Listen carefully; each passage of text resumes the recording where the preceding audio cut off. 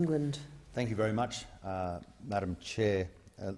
I think that it's really important that whilst you are a member of your electorate, that you operate in such a way as to make that electorate a small country for which you, as a servant, try to do the very best job you can, and you work towards a theme. And within that theme, you try to bring delivery. And one of the key things that has been part of my role in Parliament, and certainly my role in New England, is one of dealing with water infrastructure. Now, we have now put $250 million at a federal government level towards Dungowan Dam. This is a vital piece of infrastructure for security of the Peel Valley and the city of Tamworth, which is probably the epicentre or the most prominent area of growth in the seat of New England, which also includes the Upper Hunter. It was important because whilst we already have Chaffey Dam, if we had an expanded Chaffey Dam, which I was very happy to be part of that program when I first arrived back home in New England, then the city of Tamworth would have run out of water. So we took it from 60,000 megalitres to 103,000 megalitres, and as we speak tonight, I believe it's around about half full, which would have been more than 3/4 full in the old volume. But it's not just Dungowan Dam or Chaffey Dam, Madam Deputy Speaker. It's also other pieces of water infrastructure, such as the first lot of funding for Mole River Dam in the north of the electorate, Coolpolly Dam in more of the south of the electorate, and also the upgrade of Tenterfield water treatment plant in the north of the electorate, and also the recreation capacity of Jemerick Dam in the centre of the electorate. Water infrastructure is so vitally important. If it's not dams, it's also in the west of the electorate. It's the upgrades to the Upper Horton water supply, which is drilling a new bore and installing tanks and installing pipework to the underground. This is yet assists not only in the town but also in the swimming pool. There's also the construction of a new swimming pool in Bingra. So Upper Horton is basically a small village. It's got the Upper Horton Sports Club, and it sort of sits between Bingra and Moree on the back road. But this shows that we even reach into those smaller areas. And I think that's the next step, and what I'd like to discuss, Madam Deputy Speaker, is how we look after the smaller areas. And there are many, but I'll pick out one because it's across. I grew up in the hills, and a place called Danglemar. I still live there. And across the hills from us is a place called Weeabonga, which it is like it sounds. It's been forgotten by time. It used to be a gold mining town, and I made it a goal that, as a member, that I would do things for those communities which I grew up in. At Weeabonga, we got a new mobile phone service in.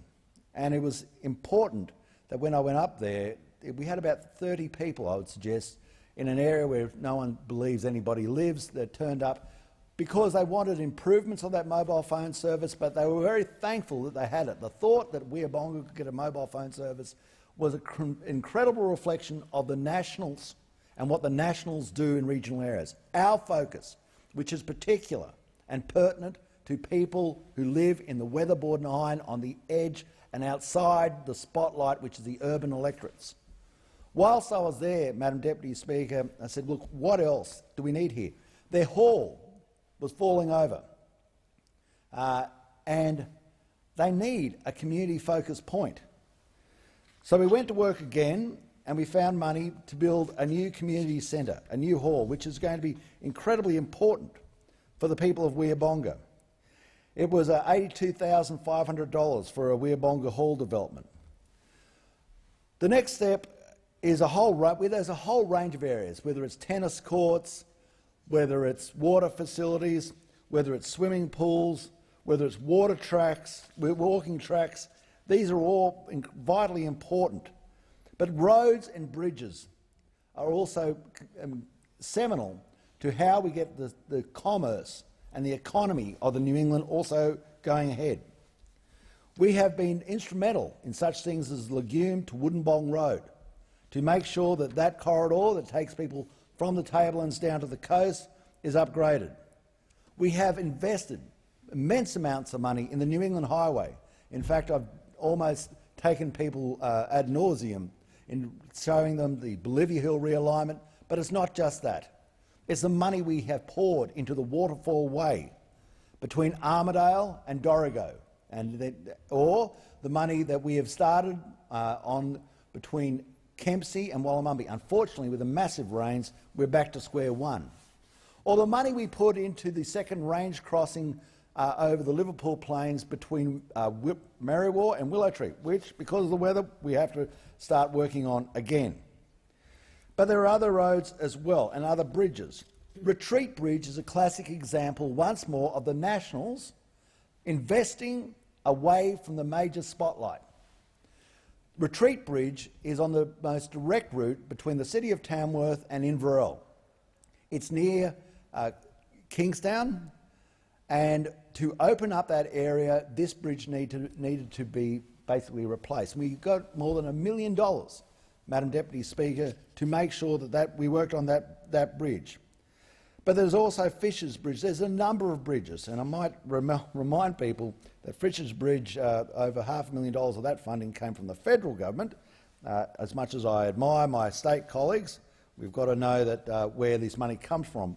But it was the Paddy Flat Road Bridge that we put money towards, the Martins Gully Bridge, the Benamar Bridge.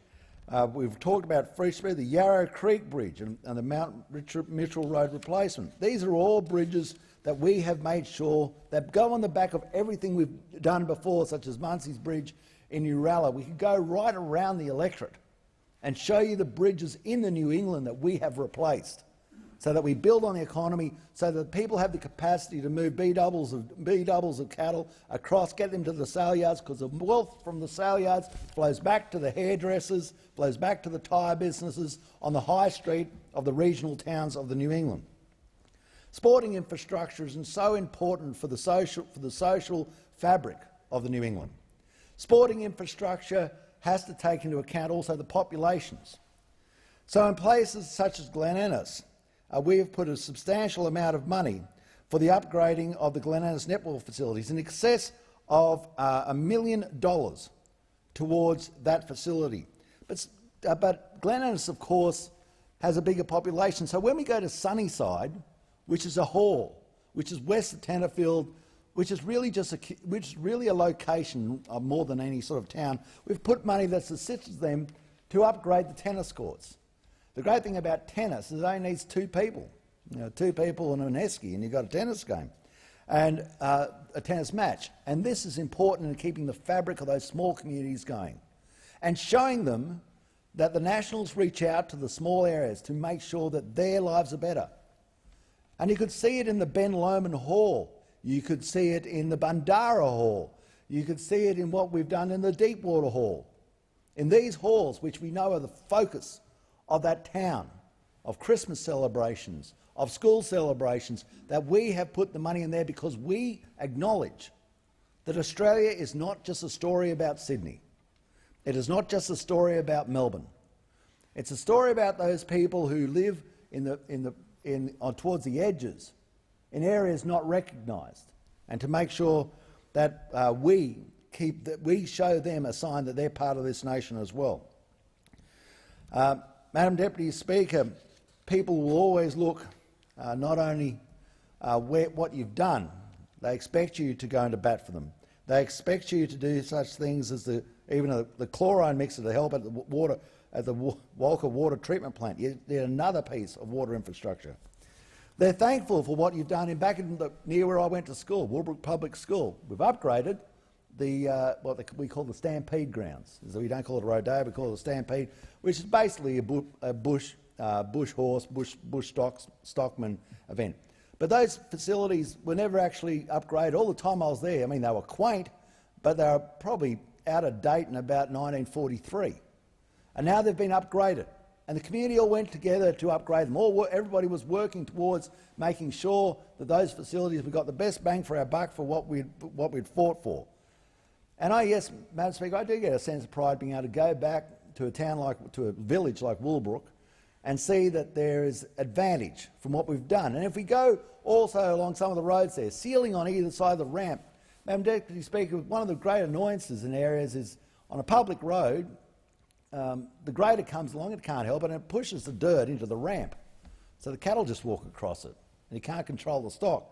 But if you just put a little bit of asphalt either side of the ramp, then the grader, when it's grading, has capacity to stop and not damage the ramp. And the other things that we've had is, of course, we get major trucks that are looking after the railway lines going up and down our roads and smashing our ramps. So it's great to get some assistance in trying to deal with those issues. And they're over their load limit. They're supposed to use the gates, but they never do. What is our vision for the future? We've got to have a vision for the future. Sooner rather than later, this nation is going to have to start thinking about what is the path ahead. And there are some major issues before us, Madam Deputy Speaker, that this nation is going to have to contend with. We have seen the rise of China, and unfortunately it is run by a regime, not a democracy. We have seen the fading of democracy across the world. Rather than, we always believed that it would be the preeminent form of government and it would grow into the future. It's not. It's fading. And we are lucky and blessed that we live in a democracy. However, we must prepare ourselves to live in a world where the superpower in our region is not a democracy but is a unitary control. It is basically a form of almost a tyranny, a new form of lineage, which we've seen in how the Uyghur people have been dealt with, can be very belligerent, where we see what's happened in the South China Sea, where we're seeing the recriminations on trade, that Australia better be a strong place. We have only one job in this nation, to make it as strong as possible, as quickly as possible. If we believe in the ideals that I presume people on both sides stand for in this parliament, then we must be able to stand behind them with the capacity that says we will never be browbeaten, we'll never be pushed down, we'll never be silent, because we're strong enough to stand up for ourselves. That is our number one goal. And I say that, and this sounds contentious, our number one goal is not about climate change. Our number one goal, to be quite frank, is not about COVID. Our number one goal in this nation is to make ourselves as powerful as possible, as strong as possible, as quickly as possible, because you've got no hope of managing the other two unless you do that first. So how are we going to do that? We have to rebuild sovereignty, sovereignty in our capacity, in our manufacturing industry. Madam Speaker, we don't have a sovereign satellite capacity. We use, even in our weather predictions, we use American satellites, we use 3 Chinese satellites. We borrow information from them. We use Indian, European and Korean. We don't have Australian. And this is once more a flaw, to think that if things went wrong, they could literally, and people say it would never happen, but we don't have the sovereign capacity if other people decide to switch it off to even get a weather report, let alone GPS. These are the sort of things we've got to look for. These are the sort of visions we've got to take forward. We've got to take the next step in the development of this nation, and taking water from the north to the black soil plains of Western Queensland, into Western New South Wales, to give a stronger environmental security to the southern parts of the Murray-Darling Basin, is a project that other nations would have done by now. But we are such cynics, and everybody finds a reason to snigger and laugh. Well, that has got to be put aside. A nation now has to take this as a program over the next 40 years and drive towards it. With the Nationals, I was very proud of what our party did when so many people sniggered and were cynical about the Inland Rail. It would never happen. And within the Nationals and with my colleagues, we negotiated in a coalition agreement to get that money. And that project has now been started. It is being built. Just like we started on decentralisation, a regional investment corporation that no one thought would ever get. Murray-Darling Basin Medical School. These are the things, amongst many others, that we fought for and achieved. And now comes the time, as we look, we're probably within about a year of an election campaign at the very least, that we have to start laying down a path and a vision for the future that stands basically on the foundations and structure of what we've delivered in the past. And I believe that we've set ourselves up by what work we've done thus far to do precisely that.